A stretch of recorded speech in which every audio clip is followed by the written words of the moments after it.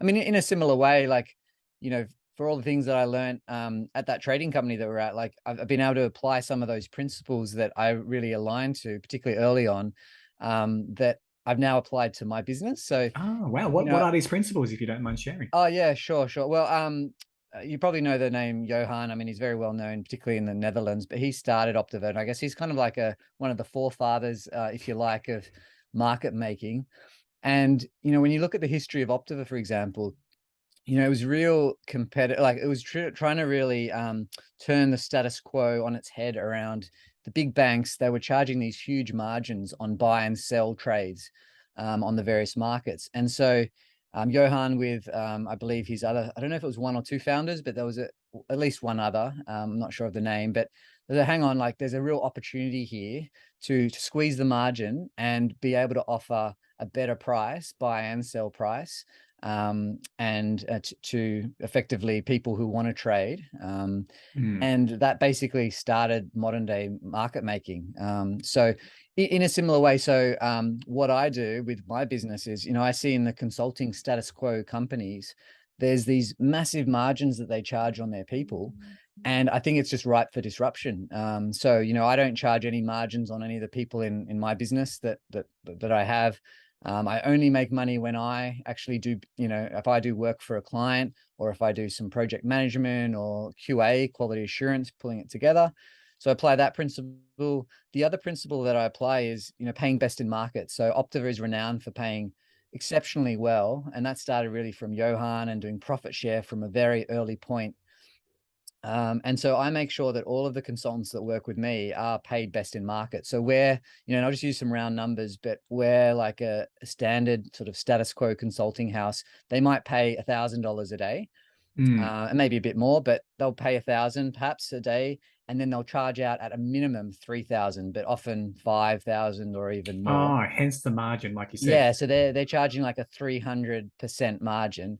I will charge zero margin. So what that allows me to do is pass everything on very transparently, and which is another principle of Johann's around transparency, Hmm, is interesting. yeah, charge basic and be transparent to the client and to the consultant so they know they're getting a good deal. I'm not hiding anything. I share with them the exact pricing and the exact thing that the consultants and the clients get and say, look, this is exactly what you'll get. So they get paid, usually two times, three, maybe even a little bit more, up to three times or more of what the market would pay them, so that they have, essentially want to work the growth wave. So it's applying that principle. The other principle is keeping costs really low. So we don't have the mahogany table. We've got the no offices per se. We do have some memberships at say Regis offices, so we can access offices as and when our clients need it, and if we need to be on the road. But most clients want us to go to them. So I'm not going to charge my clients for offices that aren't necessary. Rather, Hmm. I would rather keep the cost low for clients so I can pass on those savings, but also to make sure that I'm keeping the business in a really um, high cash flow position, because I know most small businesses, they struggle or they fail in the first few years, not often because of profit, but because of cash flow issues. So if I can address that cash flow challenge, I think this business is highly viable. And I was able to, again, sorry, I don't want to sort of do the humble brag or blow my own trumpet too much, but just maybe quickly, if you indulge me, like being able to, meet our costs within 3 weeks of operation was quite surprising. I was expecting it might take at least till the end of the year, but to already be in a positive profit position so early on, I think just goes to show that I think clients also want to work with ethical consulting companies that are actually doing the right thing by the people, the consultants, but also Hmm. by them as a client. So it's a different proposition, and I'm hoping that it's one It that sounds very simple, but yeah, yeah, and look after your people. absolutely. It's not There was rocket uh, science. there was an interesting article in AFR yesterday about did some surveys about what's most important to Mm, workers out there. yeah, And naturally, a table tennis table would be nice. Free food is nice. yeah, Free gym membership is nice. But fundamentally, pay me well. yeah, exactly. Pay me fairly. And I think Pay you fairly, right? It's simple, isn't it? Yeah, and people deserve that. And I think, like, again, with growth wave, people could go out and do their own, and I'm all for that. I don't make, any of the consultants sign any restrictive clauses about non-compete. I don't believe any of the clients that we have are our clients, that we don't own them. If ultimately a client would rather work with another consulting company or another consultant, Mm, by all means, I'd rather them work with the people that they feel they should work with. On the flip side, I also want to make a proposition where the consultants will get paid the best that they can because, we're a company as opposed to an individual, which often will get, sort of pulled down in terms of pay because they might not have the insurances, they might not have all of the other setup that mm, we do as a company and the indemnity and all that sort of stuff. And so we can offer an actual company experience, but then with the best in the people, because they've actually got skin in the game. They're getting, dollar for dollar what a client pays. So they want to ideally work for Growth Wave, not just because, we're a great company and we do great work, but also because they're going to be rewarded better than if they did some similar type work at one of our, and I don't even want to say competitors, because I don't really believe in that whole competitive sort of argument. I believe you actually grow the pie. That's why all of our IP is just, I make that available. I'm always publishing mm, on LinkedIn. Anyone can take any of the stuff that we do, because if you Google hard enough, you can find it. Or if you get a few books, you can find everything that we do. But the difference is we want people to spend the money on helping them implement and helping them change something, not the fancy slide deck. Because anyone can do the fancy slide deck, but actually implementing it into the unique context of a business, that's the challenge. And our team, we all have the experience of both in-house, we've worked in companies, we've implemented for many, many years, but also externally. So we've worked in so many different environments, from universities to like financial services, you name it, which allows us to kind of borrow and think about how do we adapt a model or a concept to the mm. unique Interesting. proposition of that business, rather than saying this is best practice, because I don't believe in best practice. I believe in what's fit for purpose. And so that's kind of the difference. That's a great distinction, isn't it? Well, yeah, thanks, Jeff. I'll take that as a compliment. Hey, it's I'm not going to disagree with you. So, but what you're sharing is very simple, right? You yeah, pay people well, yeah, you be transparent both to your customers and to your employees. yeah, You run a lean ship. Um, I'm sort of counting three key principles. Have I? Let me know if I missed anything. yeah. Um, So you touched on transparency already, didn't you? so obviously, you know, fair, equitable pay, look after Yep, your workers, transparency both to your customers and to your employees, running a lean sort of business that has the yep, benefit fundamentally of your customers and your workers. I think it's a yeah. powerful three. Yeah. Yeah, thank you. The other one I guess I would add is just around challenging the status quo. So, that's something that I think Johan demonstrated so well, and I'm sure Mm, he's still trying to like drive within the Optiva business. We're trying to really challenge the status quo of these consulting houses, because I think they've been in a position where, don't get me wrong, they hire some amazing people, and I've worked, and all of the people that are part of Growth Wave have worked for some of these companies. But I think fundamentally what they fail to do is, disrupt themselves. They're often good at helping clients say, look, you got to disrupt yourself to make sure that you're, the top of the market. But really, they've actually dropped the one thing that's most important for them to remain competitive, and that's disrupting themselves.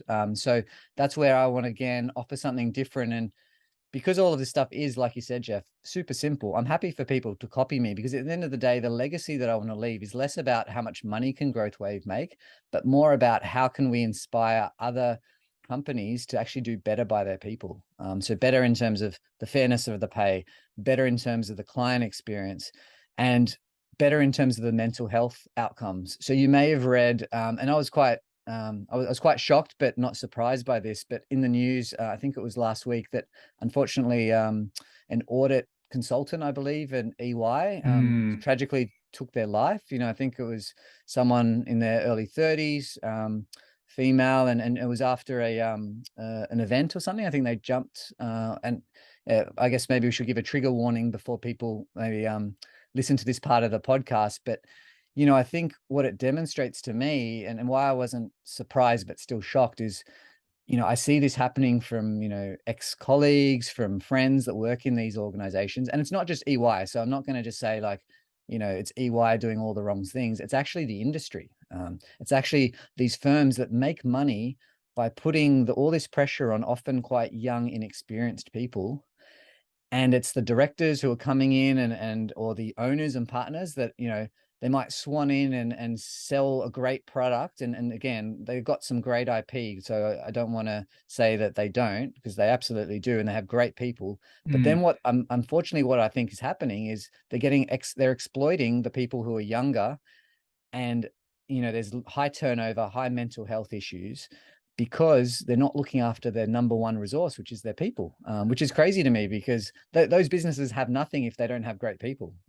So already we're seeing, in the market, it's much harder to both attract and to retain people in these companies, because people are cottoning on to the fact, like, well, hang on, like, there's other industries or companies I could go to, because they don't even pay that well. Their model is more like, hey, if you've got our brand on your resume, you can probably get any job you want. And it's probably true, but at what cost? And I don't want anyone for Growth Wave to ever work for Growth Wave and have the feeling that they had to go through what people like myself and my colleagues had to go through in other organizations in order to succeed. mm. We need to redefine what success looks like. And that's what I'm trying to do in terms of inspiring people, both within the industry, but beyond the industry as well. And just for the audience, Jan, who might not be very familiar with how the consulting sort of business is set up, it's Mm. very much billable hours. Is that correct, or is it? Absolutely. Yeah. And so what they'll generally have is like the directors or the partners that I mentioned Mm, before, and they'll have sales targets. So, you know, let's again use some round numbers. It might be like 1, 2, or maybe 5 million or whatever it is a year. And they'll go out to the big clients and they'll say, okay, let's talk to you about what you need. And they'll price things up and they'll package it up. They'll do the nice presentations. Then what they'll typically do is something called the bait and switch, which I personally think is kind of unethical. I mean, it has on one side some benefit, and I'll explain what I mean by that. So the bait and switch is where it's like, oh, okay, you get these really strong heavy hitters that have had industry experience. They've been around for maybe 20, maybe mm. more years. Then they'll convince you that their solution or their way of helping you is going to make the difference. And as the saying goes, no one gets fired for hiring the top tier of consulting companies. I've heard about that too. Yeah. Yeah. But you pay a lot of money, and again, you get great people. So I'm not going to say you don't get great people, because you do.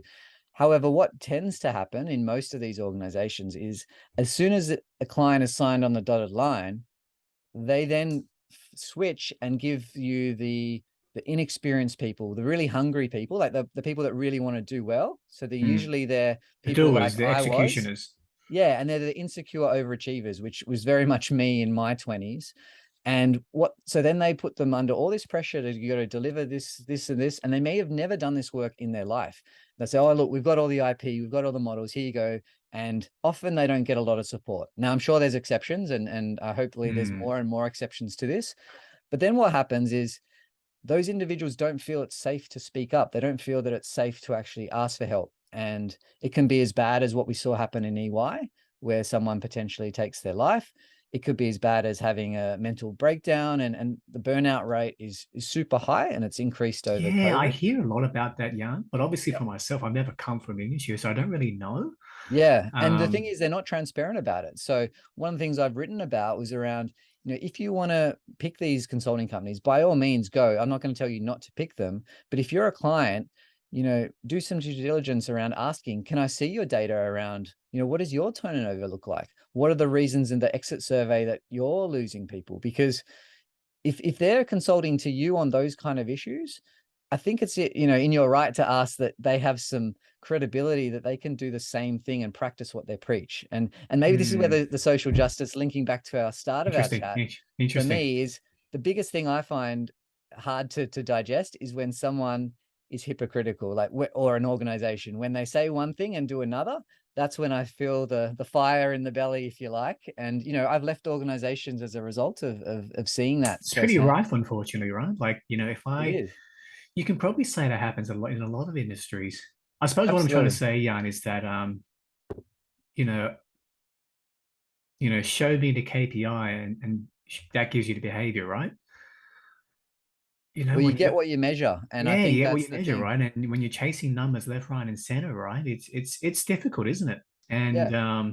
I mean, whether it's the Royal Commission, they saw, like, in terms of what some of the banks were doing in terms of, rewarding certain behaviors, and they were getting what they were measuring, but at what cost? And ultimately, they've had to flip a lot of their reward models Mm. because it was so stuck towards what's best for the company and not the customer or the client. And in a similar way, lots of organizations are doing what's best for their bottom line or their shareholders, Oh, which mate, we got to get that. is We got important. to hit growth numbers there, Jan. We got to Yeah, improve yeah. EBITDA. They We've got do, to, right. you know And what there's I nothing mean? inherently wrong about profit and about wanting to make money. Like I'm not a communist at that particular level of the Mm. spectrum. Maybe I'm a little bit more on the socialist spectrum around helping, people and providing for people. But I still believe profit is not a bad thing inherently. No, It's not at just all. how we go about getting that profit that I take issue with. So, I've had to learn, well, I've tried to influence internally in organizations, and, I'm not perfect by any stretch. I've definitely done things that I've regretted over my career. I think we Um, all have. yeah, and so what I try to do and what Growth Wave's about and why I never went back to another consulting company was I wanted to be able to say yes or no to clients based on whether I felt there was a genuineness around helping people. So I'm all for people going, look, fessing up, we've made some big mistakes, we want to get better, Yep. and I'll more than happily help them. But what I won't do is help organizations where they're just looking to provide cosmetic, put a bit of lipstick on the pig. It's still a pig at the end of the day.